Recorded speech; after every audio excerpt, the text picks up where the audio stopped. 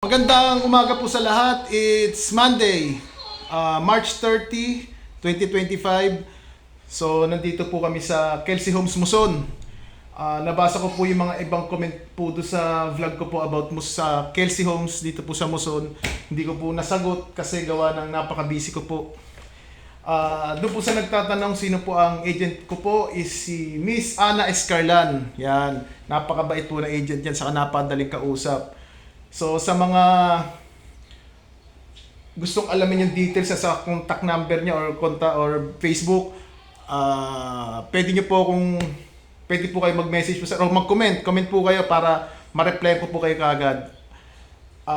Okay, may nagtanong din po sa turnover po ng bahay kung ano pong naging problema po namin. Sa case po namin, so far wala po naging problema.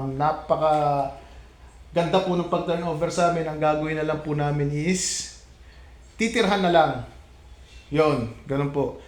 Saka isa pa po, bago pala i-turnover sa inyo, magsiset kayo ng araw or sila, nakalimutan ko na kasi, na kailangan pumunta po kayo, i-check nyo po isa-isa kung ano po ang mga sira mula sa sahig, sa pader, sa bintana o sa pinto, i-check nyo ho lahat yan.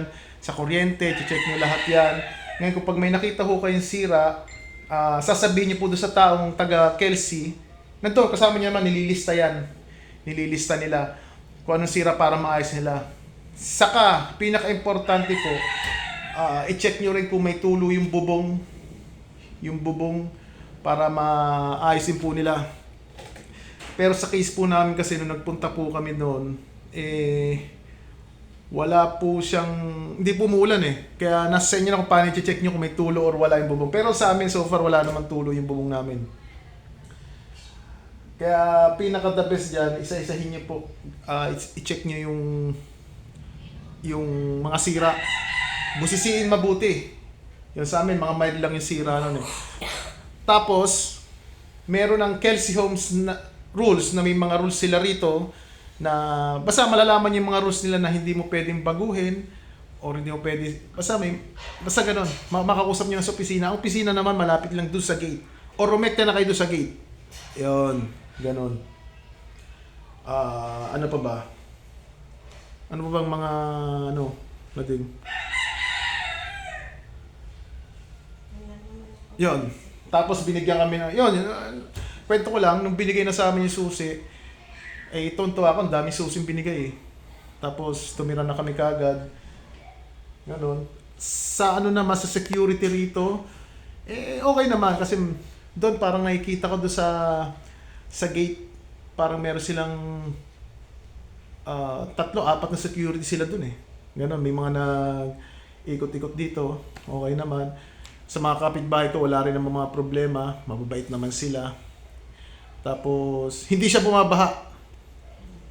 Hindi naman siya bumabaha. Sa tubig, siyempre, nasa San Jose del Monte, Bulacan po tayo. Minsan nawawala ng tubig dito, pero nagkakaroon naman agad. Hindi tulad sa ibang lugar na San Jose del Monte, Bulacan na talagang 2 days, 3 days, 4 days nawawalan. Dito mawawalan pero magkakaroon naman. Ano pa ba? Yun. Ganun lang naman. So, ang concern ko rito, kung sinong gusto ng agent, i-message niyo po ako, po kayo dyan ng, mag-comment po kayo dahil po siya lahat ang makakasagot po sa mga katanungan nyo. Kaya, yun po.